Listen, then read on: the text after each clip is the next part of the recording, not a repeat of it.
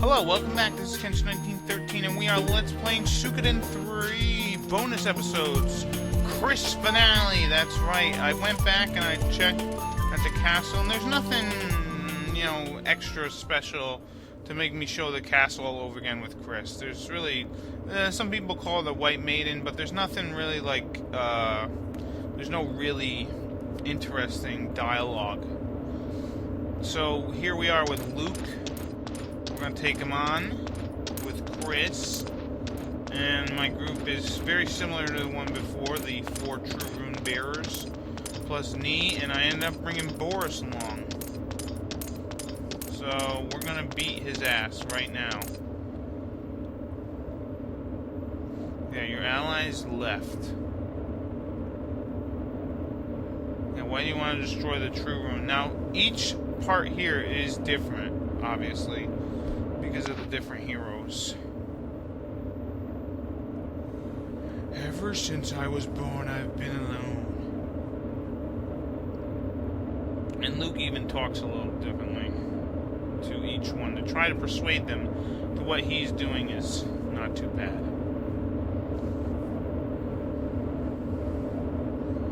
I got friends I trust and duties to fulfill. Maybe fame and power won't make me happy, but other things will. You and I are nothing alike. Yes, it does. Probably, I don't know.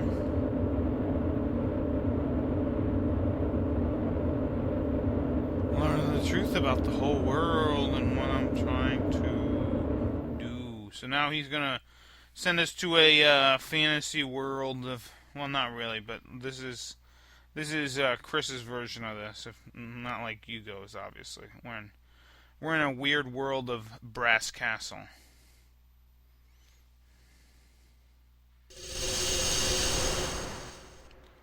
And as you can see, it's silent, it's gray, it's dark, it's devoid of human life.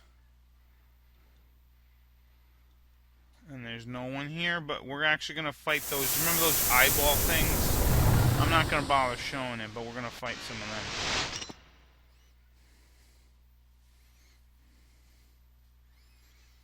So there we go. We just beat those eyeballs. It's 3 of them. It's not too hard. I think they're called Guardians or something like that. Like they're guarding this world or some shit. So yeah, Chris is realizing that this is Brass Castle, but there's nothing here. There's no wind. It's just like an empty void. And yeah, the symbol for the Zexan Council, or the Zexan Federation, kind of looks like the Baratheon flag sigil. And here comes some more Guardian guys. And look at that, I beat him.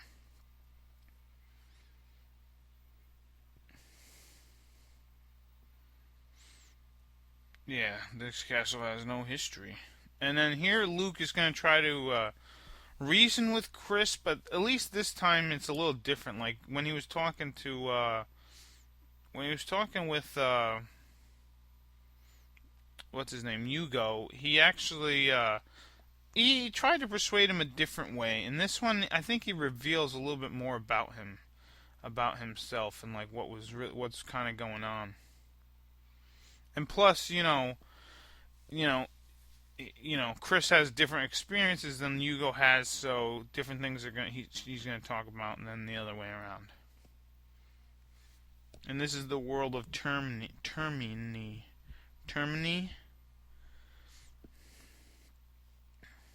Sounds like something from Chrono Cross. Wasn't there a town named Termina, Mina, something like that? Something like that.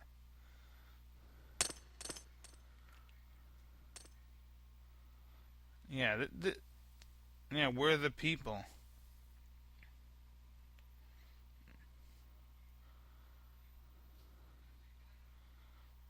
Humans need the world, but the world doesn't need them. Did you say that the world doesn't need people? What meaning would the world have like that? I personally think the runes do need people. That's what I think. Because they can't use their powers without people. I mean, and they can't really manipulate the world without people. So in a sense, I think the runes do need people. I mean, sure, they're sentient, but they're not without some sort of what's the word I'm looking for? Like, not like slavery, but you know, they sort of need to guide people. And so they kind of have to be with someone. And so this is different. Luke's talking about how he could see the future, and if he could see the future, couldn't he just see that he's going to lose?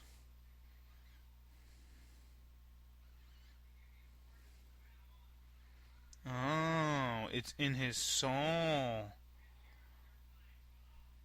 And Chief Bishop Hazuki, or whatever the hell, the leader of Harmonia. And yeah, they were created to provide holding place for the true runes. And yeah, so this is something that you wouldn't have found out if you didn't do his version. Yeah, maybe he did.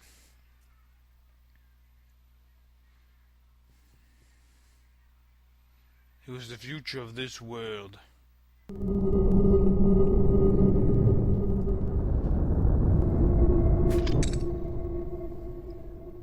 Yeah, what the hell are you trying to say? Let's get on with it.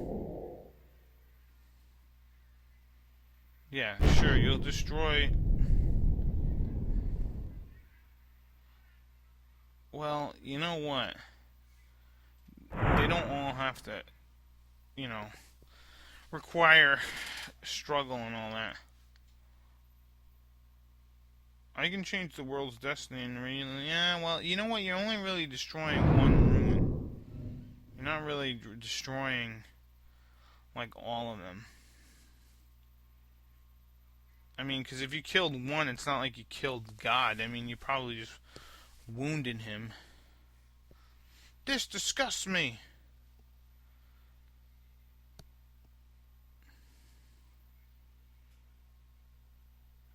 Yes, it did. Yes, that did as well.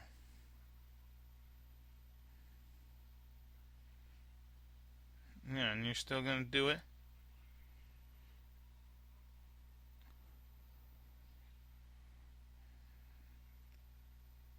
Mm-hmm.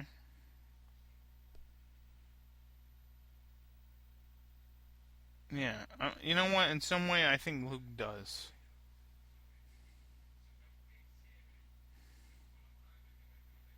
I think he's just a sad little boy.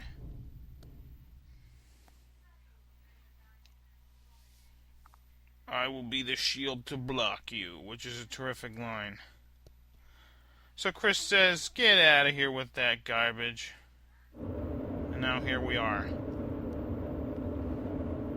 And I think for the last time I do this, I'm gonna bring Nash. And then Godot is like, oh, we should leave. And we're not. We're ready to take on Luke. Although I'm not gonna show the battle.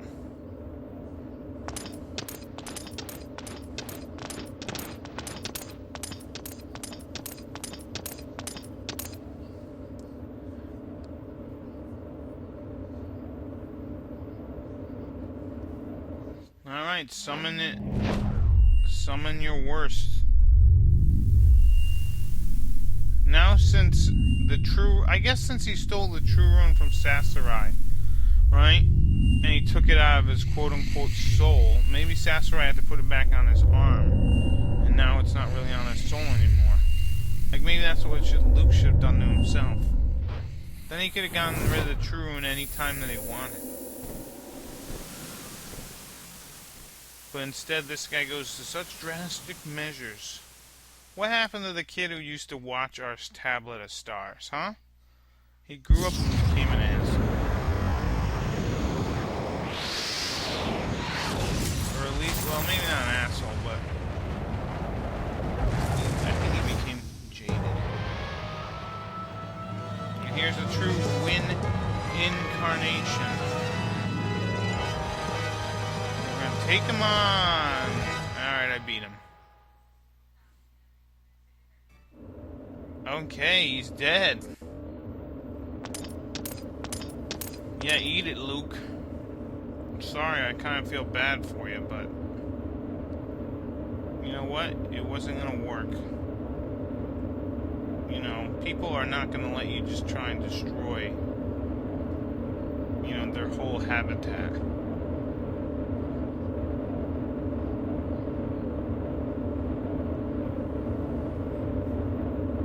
Yeah, well, if it is predetermined,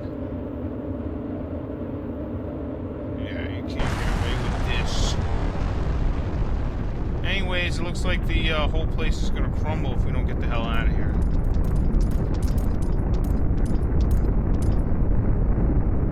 Yeah. Yeah, that's what we do. Grab Luke and bring him with you. Instead, you're just gonna look at him. Not even gonna go try and grab him. I guess you're just gonna, as the area is crumbling.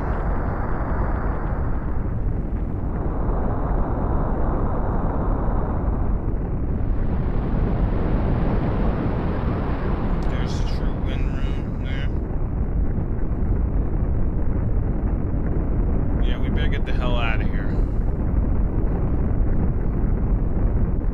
And you don't even take Luke with you, you just look at him. I would have grabbed him and ran. I would have said, you know what, you're gonna have to atone for whatever the hell you were doing. Although, he's probably pretty much dead. Which he does die, because I mean, we destroyed his soul, sort of. Since the rune was on his soul. Anyways, I'm actually gonna skip the next two parts because what is it? They're the same. It's Fred and Rico, and they want their little thing, and then it was Thomas and Cecile, and they were doing their little thing. So I'm just skipping right to these guys here.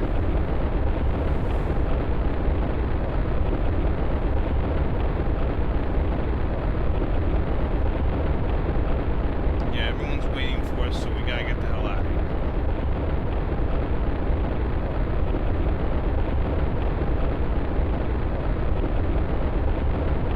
And the only reason why I brought Sasser right now that I'm thinking about it is because he's got terrific healing magic. Although Nee could probably do it, but she's too busy with the jongler rune. So both boosting up the attack power of our party members. So now we have gotten out of there, or did we? Of course we did. Now here's the different ending with Chris as the Flame Champion. It's still pretty similar to what happens when you go, but obviously we see it from Chris's perspective.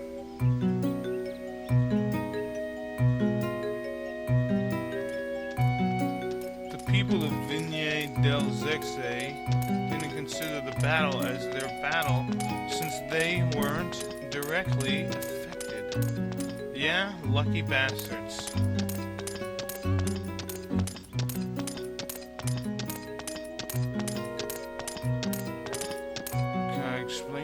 Tell them that we fought a war, that you were not involved, we used drones. I'm not gonna get into that, but anyways. Yeah, let's go talk to them ourselves. You know what? We should just disband the damn council altogether. And have a coup, and let's have a coup.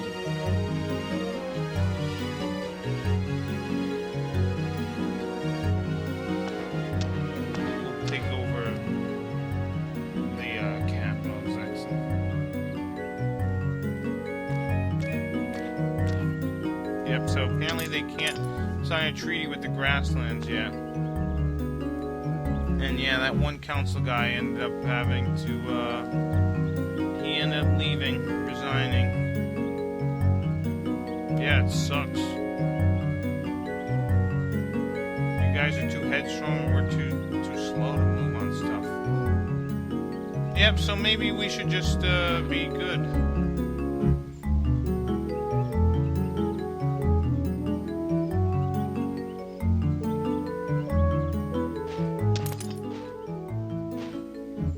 So are you guys saying that... I was gonna say, are you guys saying that we're gonna fight some more? I thought that we would try to have some peace. Although I hope you guys are... I think they're joking.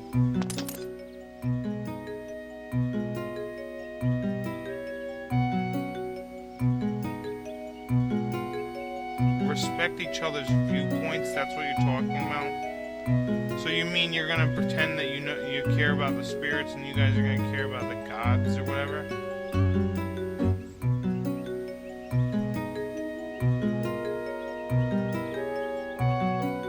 Okay.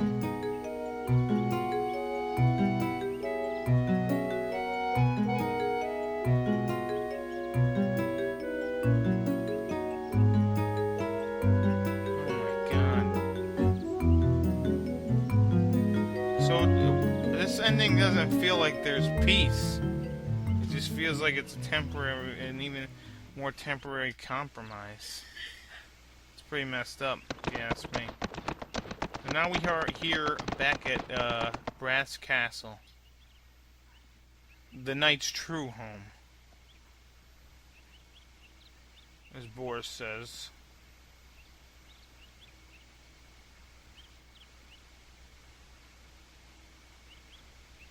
Well, don't you agree with me? It's been only a few months, but it felt longer.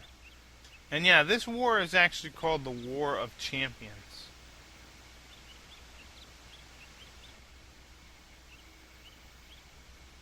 Yeah, what was the end result of our battle? Sure, we stopped Luke from destroying the grasslands, but we truly didn't like have a solid foundation.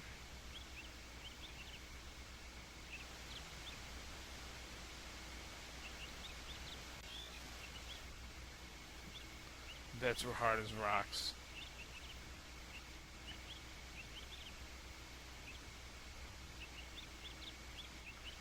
Let me remind you, sir, Lady Chris was born when silver spoon in her mouth. She used to more comfort and luxury. Ooh, burn. Nah, at least he finds it funny. And look at that, Chris is actually smiling instead of scowling for once.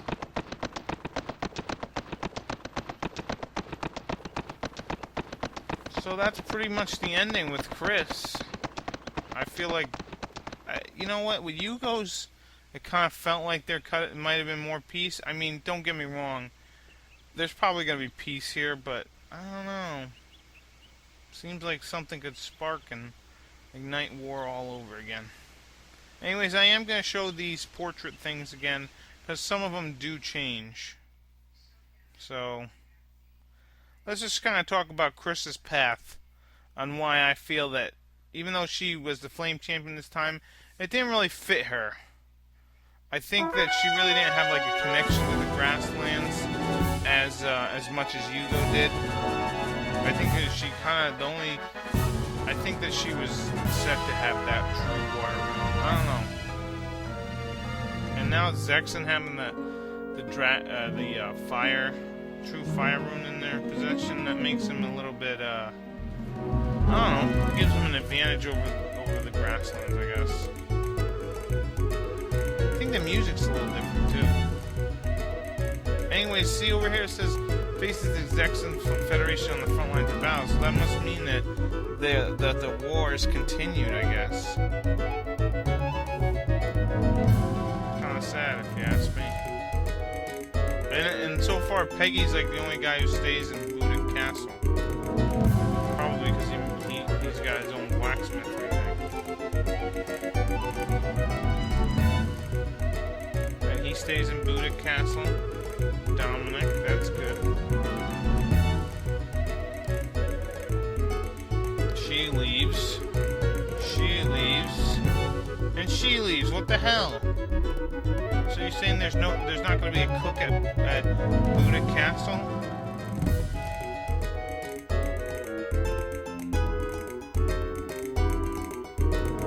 Yeah. And then Samus tries to leave, but Marlo says hell no. And Samus is like, please just let me go. Oh my god.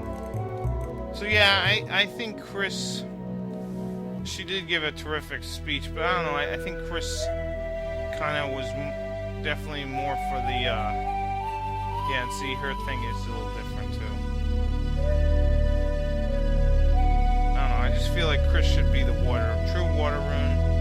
It's kind of neat to see the differences, but active in Zexen and Tino border clashes. Wow. Jeez. These Zexens can't seem to keep the peace. And yeah, Rico is actually the son of Sancho. I don't know if I mentioned that from Suikoden 1. And obviously Fred... Oh no, Rico's the grandson of Fred. No, of Sancho. And Augustine actually goes to the Torn Republic. That's pretty cool.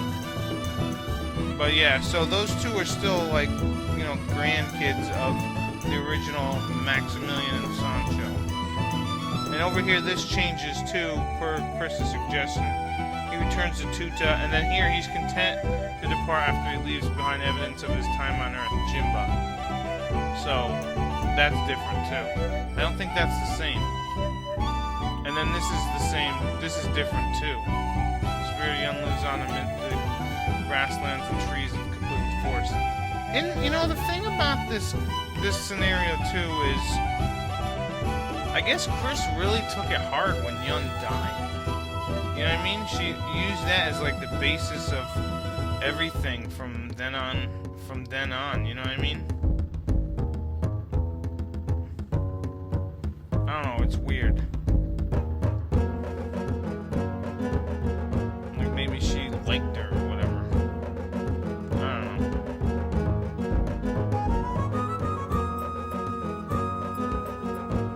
Look at that, Ilia joins. That's pretty cool.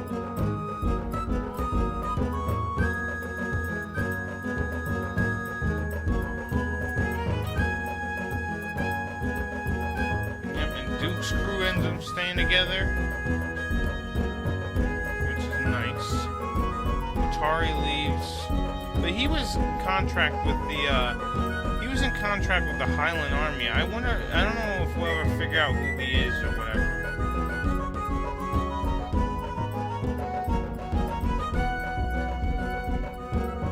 Yeah, and see, he leaves Ixay Village, so who's gonna till the gardens over at Buddha Castle? Lady of the Black Rose Society.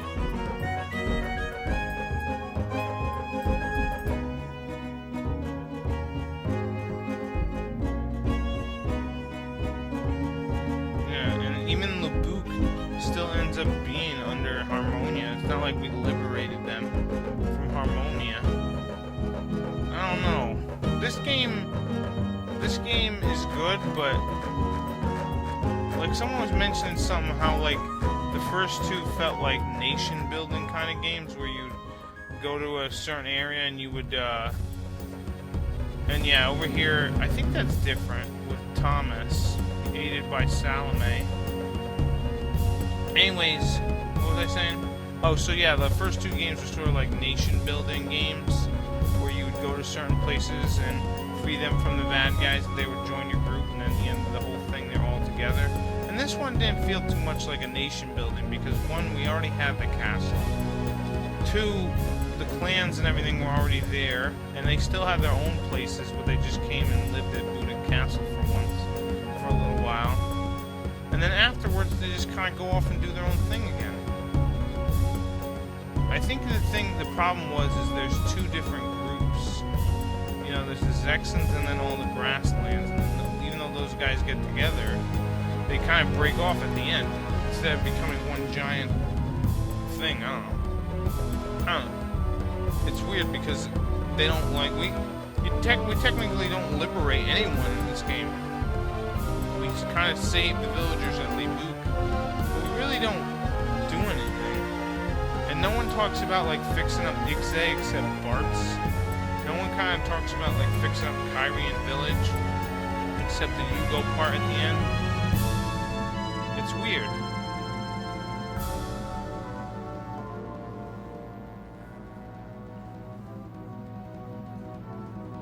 So the characters do have, I feel like the characters do have more depth in this game.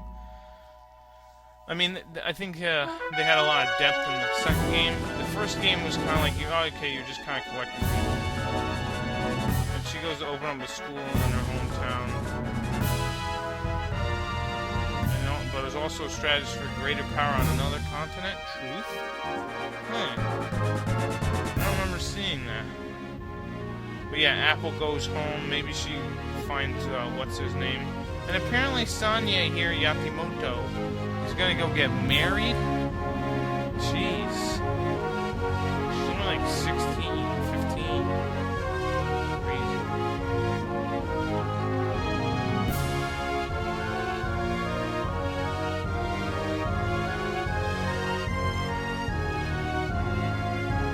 But, yeah. Well, they're saying, so yeah, these characters have a little more depth, but they're still kind of, it's still kind of lacking something. Like I said, I think the second one is perfect. It takes everything terrific about the first one, fixes it, ups it, puts more stuff in it, has a terrific story, terrific characters. Don't get me wrong, this game, great story, great characters. I liked it. And yeah, eventually Butch is going to be 3rd degree ranking. He should be like 2. He should be right behind, what's her name? Millie. And then here, he goes, Nash's is a little different because he goes in the Chris's room and says that he's leaving. They don't say that in the first, what's his name? Hugo's ending. And yeah, here's Luke's guys. Because we can actually do Luke's chapters, but I'm not going to do it again. There's nothing different. So yeah. I hope everyone enjoyed Chris's chapters. I hope you got to see a little different insight in the stuff. And the art here is kind of neat. We got the T-Man, he's here. So yeah, I'm going to stop here. And yeah, in the next episode, we'll start off with Godot getting the true fire rune. This has been Kenshin1913. I'll see you later. Bye-bye.